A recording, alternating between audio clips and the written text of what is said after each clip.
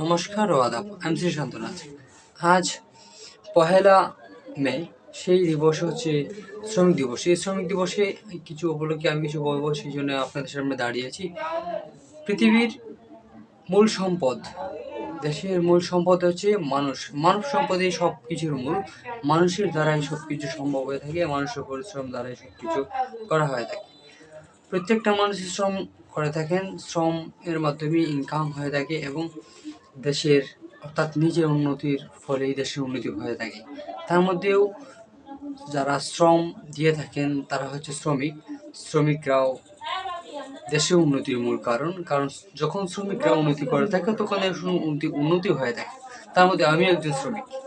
সেই হিসেবে দেশের এবং পৃথিবীর সমস্ত শ্রমিকদের প্রতি শ্রদ্ধা ও ভালোবাসা জ্ঞাপন করছে এবং সবাই যেন সুস্থভাবে জীবন অতিবাহিত করে সেই আশ্বাস রাখি এবং ঈশ্বরের কাছে প্রার্থনা করে সবাই যেন সুস্থ থাকেন। আদাব, সবাই ভালো থাকবেন, সুস্থ থাকবেন।